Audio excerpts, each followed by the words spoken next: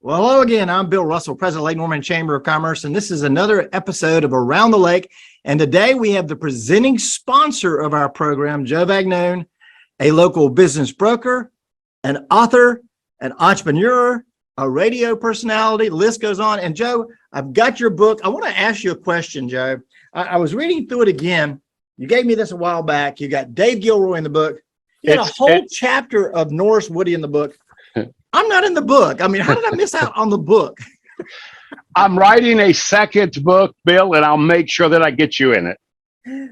So you want to buy a small business. Tell me, Joe, you've got a storied background. You're a local business broker, but tell me, what does a business broker do?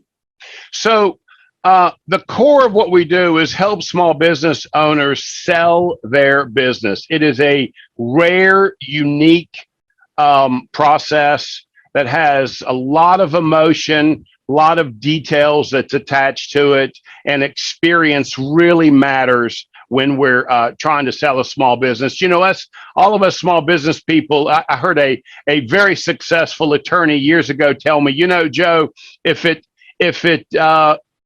all of my small business owners, if they had a large enough mirror, they'd do their own brain surgery. And so, and that's a true statement. We try and do as much as we can on our own, right? You know, it's what we do. What most small business people find is that it is really challenging to sell a small business and continue to operate your business. The real core of it is what I've found over the years, because I've sold plenty of my own businesses, and the ones that I used to broker, I got much better value than when I sold it on my own. It's the fact of trying to negotiate and have conversations about your business to somebody that constantly makes them question every statement that you make. I mean, you can't help it, right? You know, I've got this great car, you know, and it runs great, you know, even though there might be a little bit of rust on it, you know, and it doesn't start on Saturday, right? You know, and so every time I talk, I kind of lose some credibility, right? And so when you have a broker, we help that, and it really adds to trust. And that's the core of what I do. I help small business people sell their business, and I help make sure there is a good trust between the buyer and seller.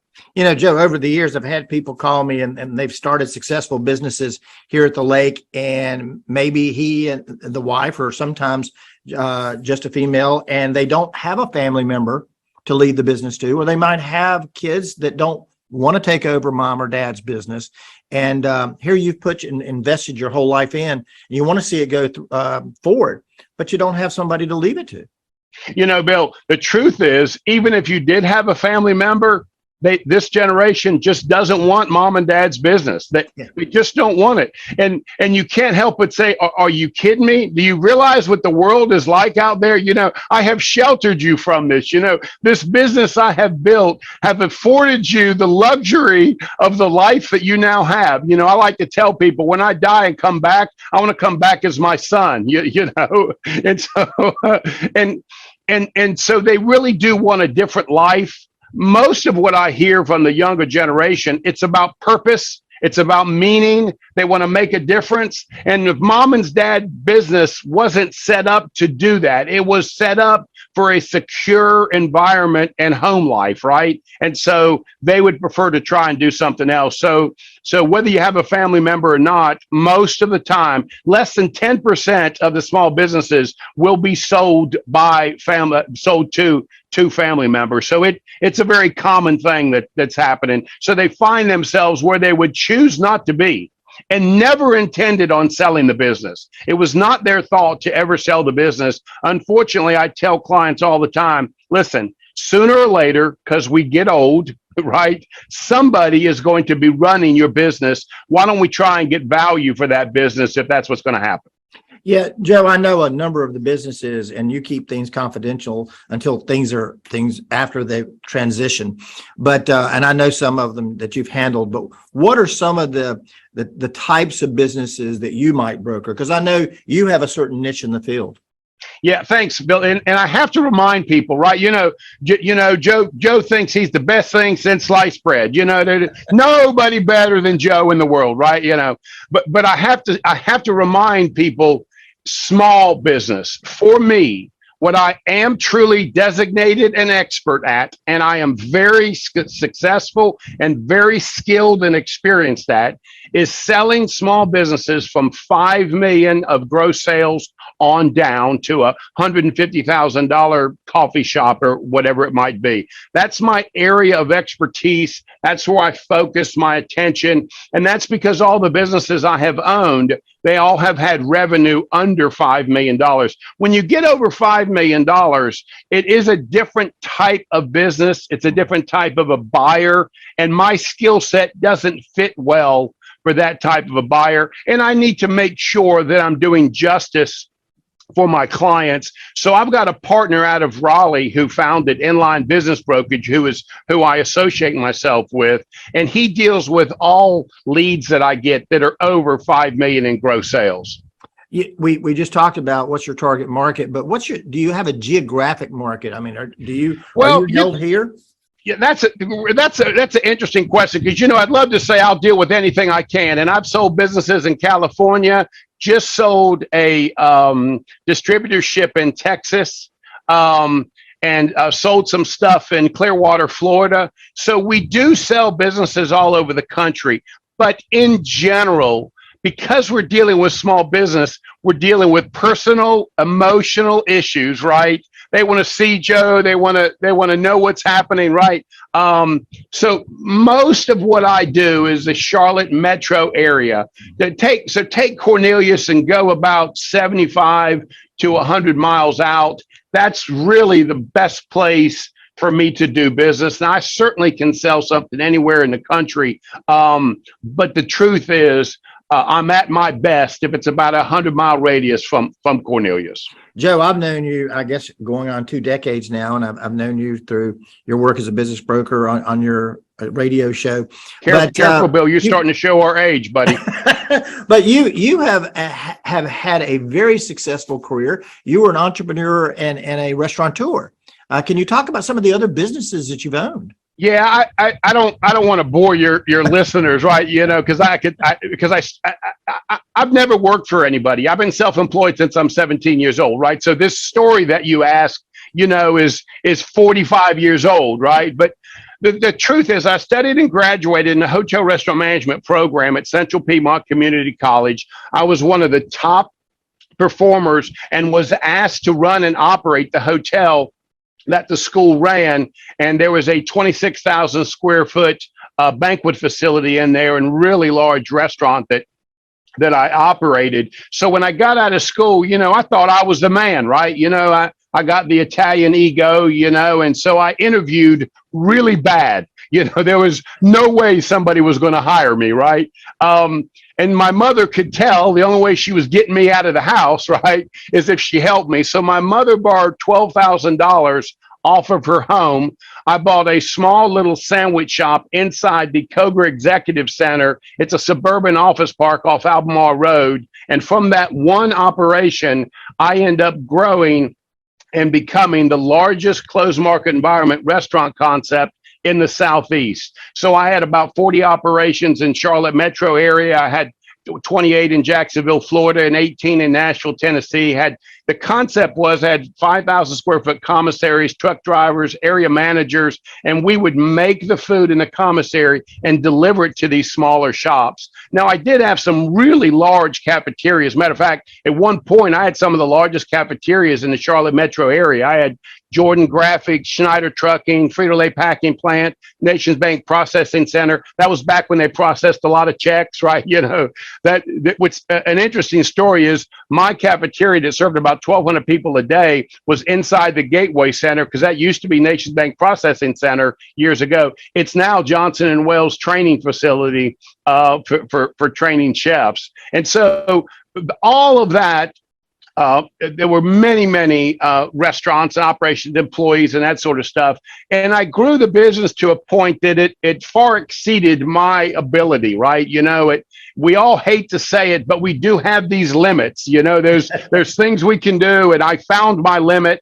I read a book on how to create a money machine. It was actually a real estate book.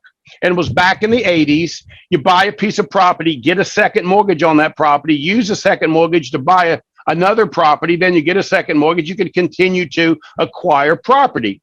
And in that same book, and just so you know, that's how I financed my business. I'd buy a piece of rental property, get a second mortgage, and open up a restaurant with it. And after reading the book, the concept was to create this money machine was to sell these real estate properties and finance the sale. And so I did that with the restaurant. So by the time it was over with, and it took me about 3.5 years to sell all of those restaurants, I had sold all the restaurants and was making about $7,000 a year less, but no operational responsibility. And I'm thinking, life is good. I can make a whole lot more money selling these restaurants than I ever could running them. Because remember, these are small little sandwich shops, right?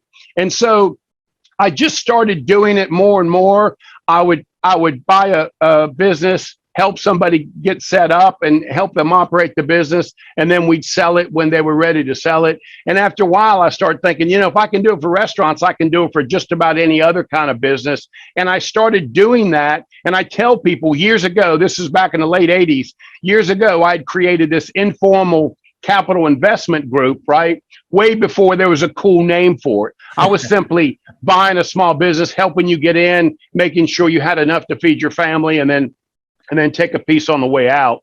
In about 2001, 2002, things started changing and my business model didn't fit. I couldn't invest in a business and make sure you as a partner and manager had enough money to feed your family. So the model was missing. So then I just started brokering the deals instead of being a part of the deal. Right. My wife, loved the idea because she's called me a deal junkie, as long as I've known her, right, which is over 30 years. And she didn't consider it a compliment, but I took it as a compliment, right? And so now what I do is what I love to do, which is simply put deals together for other people. So it was this natural progression for me to get into the brokerage business. Joe, I think you joined the chamber board around 2005 or so.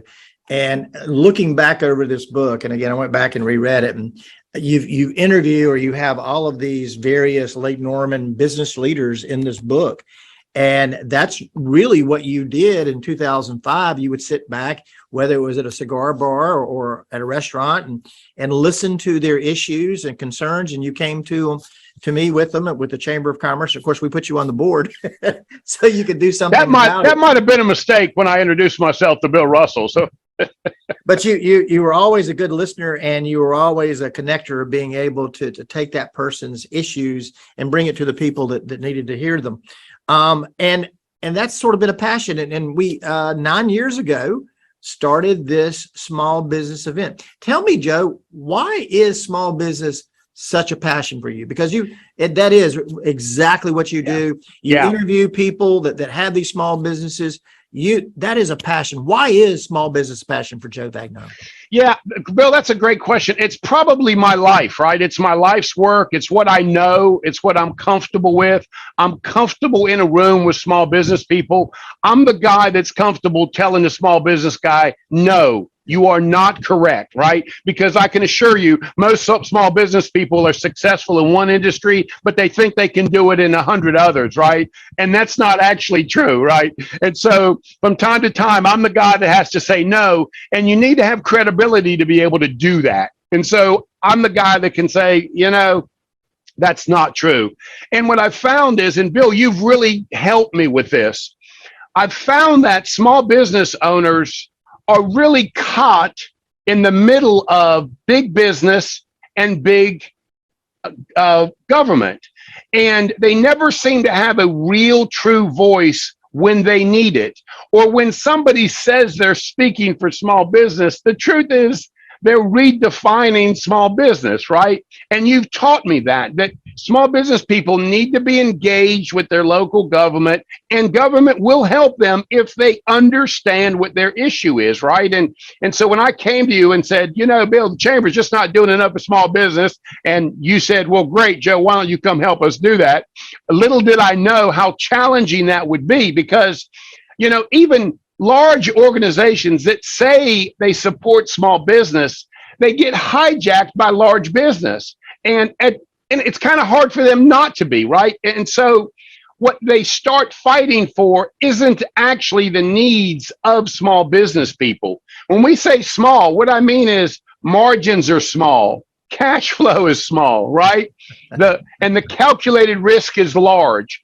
It's one of the reasons why you and I have become so close, and I really admire and respect. And I'm not saying that because I'm sitting there talking to you. You know what I think about you. Absolutely. What you have done successfully with Lake Norman Chamber is merge the interest of really large corporations and small businesses. I've told people for years, I don't know how Bill does it. I mean, you've got 1,000 business people, half of them are small business people that have one set of interests, and then the other half are really large corporations. And there are divergence that happen, right? You've got to find a common ground, which is not always easy to do. What I've tried to do is help you find that area.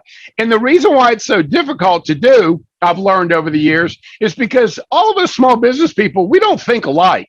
I mean, Joe doesn't speak for all small business people in the Lake Norman area. That would be almost impossible, right? Because they really do have different interests. But we try the best that we can to make sure that the environment is set. And Bill, I think you've done a great job of this. And again, I'm not pandering to you. I'm saying genuinely, it really takes a lot of information to give these who think these elected officials that think they know and understand small business to really understand, here are the issues, here are the challenges. And so that's where my passion comes in, because when I think I'm talking to these elected officials, I think they hear me, but they don't understand me sometimes. And that's where it requires an organization like the Chamber that supports small business to wave the flag. And Bill Russell is the guy carrying that flag to Raleigh every now and then, saying, hey, guys, we really want you to listen to what it is we're trying to say. So my passion comes out of necessity. We try to keep the podcast at 10 minutes. I think we're already at 20 minutes, but I have two more questions I got to ask you. Number one, you have somebody that is looking to start a business. What is your advice to anyone who's looking to start a business? Bill, that's great advice. Here's two things I want to tell you. Do your due diligence. Time is on your side. Take your time and make sure you are getting advice from people that know in the industry that you are interested in. That's number one. Number two, make it a job.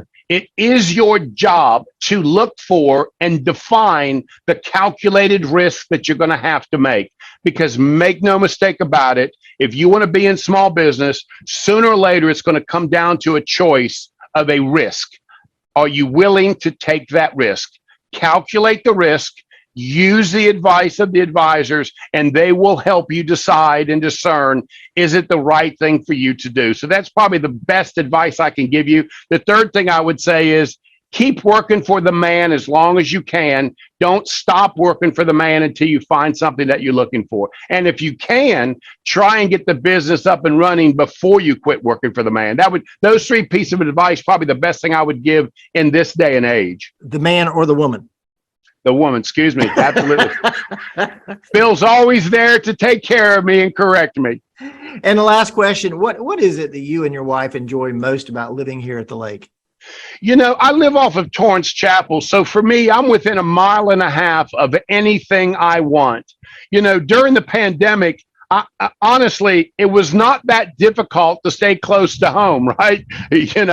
I also like that Cornelius has all of the benefits of a large community and a feel of a small community. So for me, I am very much at home. I tell people I could live anywhere I want. I chose Cornelius. I chose to live on Lake Norman, and I'm happy with the decision that I've made over 18 years ago to today as much as I am when I moved here over 18 years ago. Joe, we thank you for your support of the Chamber of Commerce, for spearheading the small business event every year. Now it's going to be our 10th one coming up, right? This is our... We will be doing this 10 years. It's hard to believe. 10th small business of the year. So it's got to be bigger and better than ever, right? I don't know that, Bill, I don't know that I could do it any bigger. I mean, we really have had some great speakers. I just don't know what else we can do, buddy. Well, I appreciate all your support of small business and appreciate your support of the Chamber of Commerce. And thank you for being the presenting sponsor of our Around the Lake. And thank everybody for watching it. Yeah, Bill, I must tell you something. This is a great resource for small business people. It's a great way for them to jumpstart a grand opening is to be here on your spotlight, buddy. I think it's great. I commend you for the idea. It's fantastic. Well, have a great weekend of the lake, Jay. Thanks, buddy.